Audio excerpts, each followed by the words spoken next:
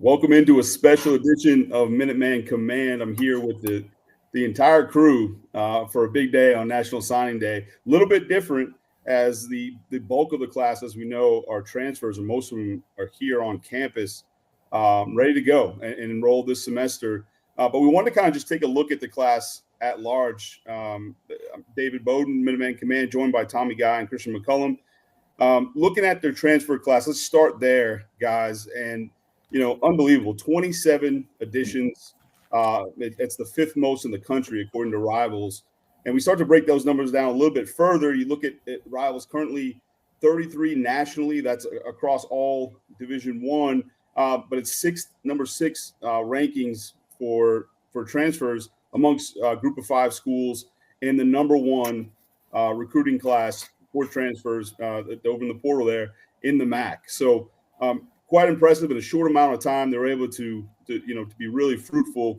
Guys, with numbers like that, it's a good sign. I think they wanted to get bigger with this guys immediately, bigger, faster, stronger, as done everyone. But I think they accomplished that. Yeah, and when you're talking about the biggest thing when you're a program coming from our UMasses, you need, like, the most simple thing is change. And like we've said before, the quickest way to change your program in this day and age of college football is through the transfer portal. So when you're bringing in 27 guys and, like you said, fifth most or whatever in the country in terms of cumulative guys, that's change. That's what that represents, change. And that change is exciting. I mean, exciting for UMass fans, exciting for the players, the coaches, the school, and, everyone surrounding it. I mean, I think people hearing this and knowing what's going on, it's just getting really everyone excited. Yeah, and like you said, Dave, getting bigger, faster, stronger, and bigger is kind of the number one thing. Coach Harasimiak said that at his press conference a couple weeks ago. We need to get bigger. I've talked to people around there that they say it pretty simple. They say football is paid by big individuals, especially up front. So you need to have big, strong dudes, right? And if you're just not as big as the guys across from you, you're going to struggle. And I've been told there's been a noticeable difference between the mid-year guys and the guys that were there, right? The mid-year guys are coming from Power 4 schools or even Ivy League schools. They intentionally went out to get size. Now, I've also, heard that, there's a lot of optimism thinking that, the guys that are there now, they have room to grow and they're going to be pushed by the guys that are coming in. The guys that are coming in, maybe they did things a different way or they're more accustomed to the way the new staff's going to run it. So the guys that are there now are going to see that and they're going to lift their game up as well. So it's kind of be a thing where, it's not just, all these transfers are coming in, they're bigger, they're going to play. These guys are going to kind of, help the other guys get bigger as well. So, and they're gonna have the size to compete in the MAC right out of the gate. So that's impressive. Yeah, it's that old adage, right? Rising tide raises all boats, and I think that's what they were looking to accomplish here. And size was the key, right? That's what they went after and sought after for sure. But they also, from everything we're hearing, got faster, right, Tommy? 100%. I mean, let's talk a little bit about the speed. So, I think in everything we're talking about right now, you could say, hey, we brought in all these guys and everyone's bigger, everyone's stronger, everyone's faster. I don't think there's a lot of schools out there saying anything different, but our proof's in the pudding here. I mean, you've seen the guys that we've been highlighting and on the show and so on and so forth. So, skill position, we've definitely gotten faster, gotten faster with our mid-year and our signings, specifically wide receiver Tyree Kelly. We got cornerback TJ McGee and safety Malcolm Green. I mean, these guys are bringing a different level of speed than we had in the past. Yeah, and those guys not only with speed, I mean, really just going to the three guys you mentioned, right? TJ McGee, he was a 3-year player out of Davidson. Obviously, the head coach at Davidson went down to Rice. It was a good opportunity for him to make a move. But these are smart guys coming from really high academic programs, so smart on and off the field. But like it's flexibility, right? They got players that can do a lot of things. Or you look at across the state when the Patriots were really good. That was an emphasis. They want to bring in guys that could do multiple things to have a more versatile roster, and they accomplished that. You mentioned McGee. He's a guy that certainly he played in 24 games. He was special teams player of the week in his conference as a freshman a few times. So definitely the kicking game was an emphasis. Guys that can do that sort of thing. as well. But he's a corner that can move. Him and Malcolm Green, you mentioned, can also play. Who's a safety, could also play out at the star, which is essentially their nickel, that overhang player. So they've got some flexibility in the secondary. And then Tyree Kelly, you mentioned, he's a guy that can play inside and outside. He was down at University of South Florida, but he's 6'3", 208 pounds. Typically you see those guys outside. He can also play the slot. So it tells you he has the speed to do it, and obviously the twitch to work inside. So I think they, when you look at it, you're right. Like, it is cliche to say, hey, we get bigger, faster, stronger. But as we just highlighted, we definitely got bigger. That's you can quantify that. They have the speed. We just talked about that. And they brought in guys that could do multiple things. So I think, again, going back to being a short amount of time to accomplish all of this, it's just super impressive. When I look at these guys too, and start breaking down by position, Tommy, you start looking at the quarterbacks. I know you broke down these guys individually, but if you could just talk, just at the top, what they brought in into that quarterback room. I mean, starting with Grant Jordan from Yale. I mean, you're bringing in, and you mentioned, Dave, some of these guys, some of the schools these guys are coming from. You're bringing in an Ivy League quarterback, won a ton of games for them, had a lot of wins. Breaking down his film, you could see, he's a player, but even hearing a little bit about him mid-year already, the type of leader he is and the culture that he's bringing to this program, with the guys that are there and the guys coming in. I mean, he's just a great football player to have, great teammate, and really excited to have him with the Minutemen. And then the next guy is, Brandon Rose from Utah. And we broke down his film, and I think, I can't say it enough. I think he's an elite quarterback. I think he could play at any college level. And the one game he got to play this year against BYU, undefeated, 9-0. And, they were one point away from winning that game. BYU kicks a field goal at the end. He unfortunately gets hurt that game and was out for the season. But just in that game right there showed everything that he could do. And, UMass team, fans, everyone's got to be excited about these guys. Yeah, sure.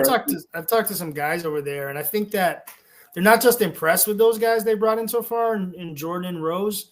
I think they think they're better than they were, and that's for the whole room. I think AJ Hairston belongs in that group too. And we're talking about the quarterbacks. He's not someone that's just going to be pushed aside. He's there to compete, and the more they've watched these guys and got them a chance to see them up close and evaluate their film even further, they like them more than they even thought they did. Yeah, I mean. Hey, it's great to hear. I can tell you this, watching them and breaking them down, I like them enough. But to hear that even gets me more excited.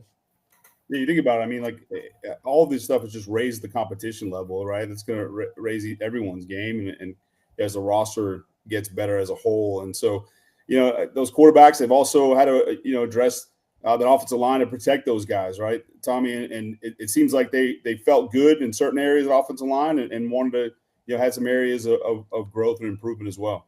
Yeah, and Christian mentioned earlier on this meeting that there's a lot of guys in there that are working hard that they had last year, and they were really comfortable at tackle on the outside of the offense line.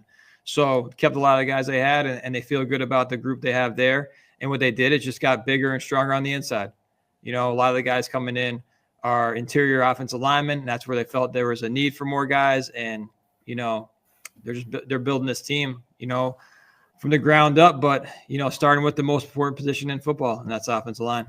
Yeah, no, for sure. And it goes from there. So now you've addressed, on offense, obviously a quarterback at offensive line, and they got to have someone to hand it off to as well. And, brought in the guy, Rocco Griffin, that everything we're hearing from inside the building, the people that we talk to, that this guy is a complete, Swiss Army knife type back, right? A 3-down back, can do it all. And immediately what we're hearing is he's going to have an impact on special teams, if not a lot more. But again, it goes back to bringing in guys that can do multiple things, that can have an impact in special teams, and all the things that we're talking about, getting bigger and stronger, and solidifying the offensive line, and bringing in leadership at quarterback, and guys that can play special teams, and tough guys. You're really starting to form an identity. Right.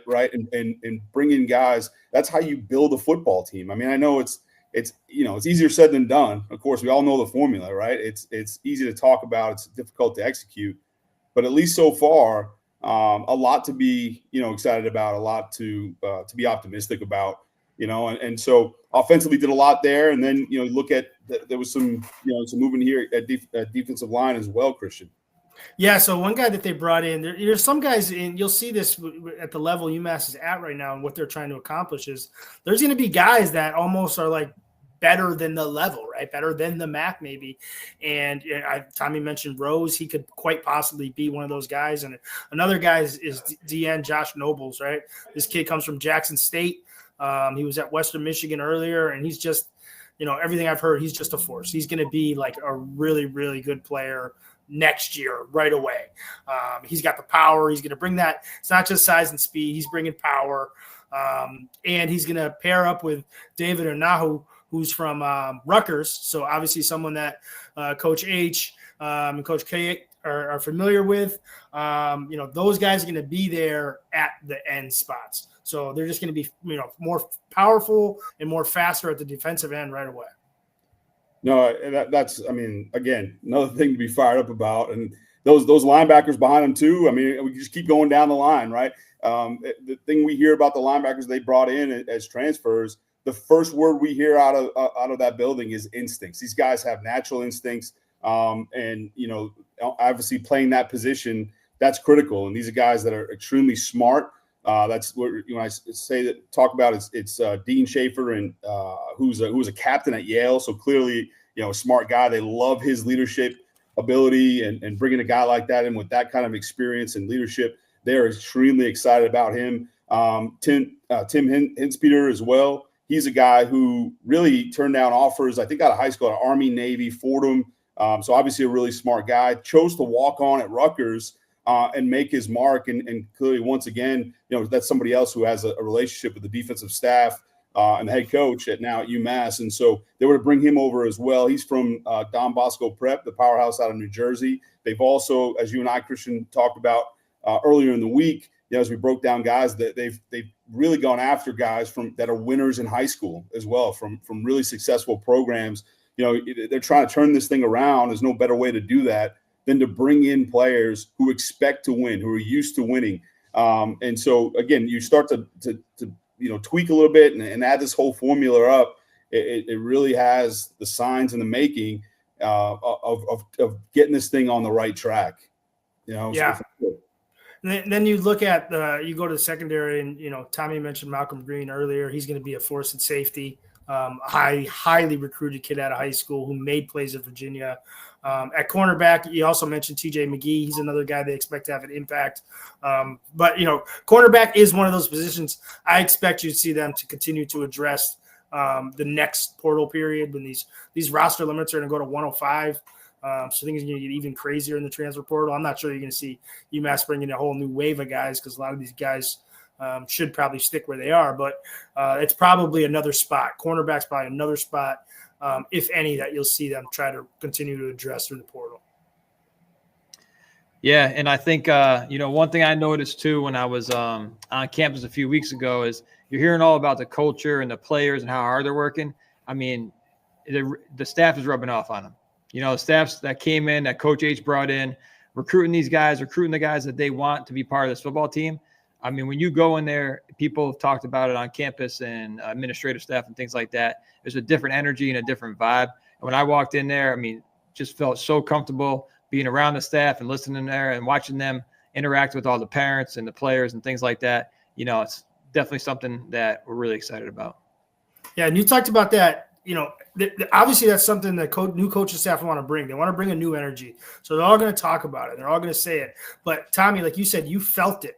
And then the other thing is I've talked to a lot of recruits and their families, and they've felt it, right? So it's one thing to even have a new energy, but when you bring a family up for a junior day and there's 50 other kids there and everything's crazy, for them to sense that is what really matters, especially when it comes to recruiting and bringing new guys into the building. So it's not only something they've talked about, it's not only something they've accomplished, but it's something they've been able to display in a very short period of time to prospective athletes. And Christian, Dave, you see it right from the signings. These guys are coming on campus. You just said it. They're coming on campus feeling so good about their visits, so good about the staff. And obviously the school plays a huge impact on that. but it's who they're going to be around for those next, however many years they have from, 2, 3, or 4 years they have. And to bring in guys, offensive linemen, 6'6", that we broke down, 6'6", 280 pounds from South Carolina. Kid comes on campus, checks out, and he's committed. I mean, that's the type of stuff that's going on. I mean, you can't fake that. This is real, and the kids are feeling it, and the families are feeling it. Yeah, and it's worth mentioning the kids that are signed today. They have the two offensive linemen. They have the kid from South Carolina, like you meant, Gavin Wilson. They have an offensive lineman from Delaware, Garrett Cooper. Then Wilson's from Greenville, South Carolina, like you said. Then they got the running back, Elijah Faulkner from Pittsburgh Central Catholic. Me and Coach talked about, these are the programs you got to go to. These are big. This is one of the best programs in the East Coast. And you go in there and you get their starting running back who's a stud. Maybe a little undersized for Power 4 schools, but not, he's going to be a player. Then you get receiver Elijah Faulkner or Elijah Pedro, from Maryland, right? This kid went to Good Counsel. He played at St. Francis Academy. He ended up at Wise. He had Duke, Maryland. He had all those offers earlier. And then, the last guy that committed in the class is, Arizona linebacker Dinos Drazos. This kid was talking to UCLA a few weeks ago. UCLA staff, they have a whole shakeup. He doesn't know where to go. He ends up taking a visit to UMass to find out we get the process and absolutely loves it. The kid is thrilled.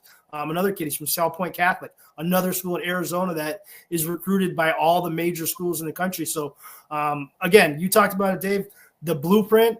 Like, if we took over this program in December, we would say, well, we're going to go to this school, that school, and go get these guys. But like you said, it's easier said than done. They're actually doing it. Yeah, and they have the relationships, right? I mean, that's the key to all of this is having relationships prior. I mean, again, with NIL and all that stuff, we understand there are bidding wars, but when it comes down to it, when all is equal, you still have to have relationships. Like any other business, it's like any other organization. It comes down. They have genuine relationship with coaches and players in the right spots, and I think UMass fans should feel really good about that because they're hitting on the right places and they're coming up with real players, guys that fit the mold. A lot of people talk the talk, right? You walk in, you say you want a certain type of player, but then, we all all been around football. You get tempted by talent and some other things, and it may steer you in another direction. You do that too many times, and all of a sudden you have a roster that you weren't looking, that you didn't set out to get. They stuck to their plan clearly. I think it's going to pay off for them. They had an identity going in. They had a short amount of time to do it, and they were able to come out and get that thing done. And so, it's an exciting time for all of us. Exciting time for Minuteman Command for sure. I think, for us, you got to be on the lookout. We got, we obviously talked heavy on the transfers because when you bring in 27 of them at one time, that's going to happen. But go to MinutemanCommand.com. Stay with Minuteman Command because we broke down the high school guys that Christian just mentioned. We broke down each of them. We have guest coaches coming on that specialize in those positions. So make sure you stay with us because this thing's just heating up, right? We're getting into spring football. We'll have a YouTube page coming for you that'll be big. We'll have more videos, more articles.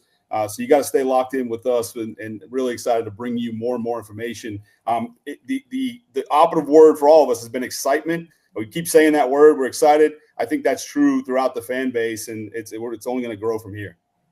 No doubt about it. Awesome. Guys, stay tuned. Yeah, stay tuned to Minuteman Command and MinutemanCommand.com and follow us at UMass Command. Till next time.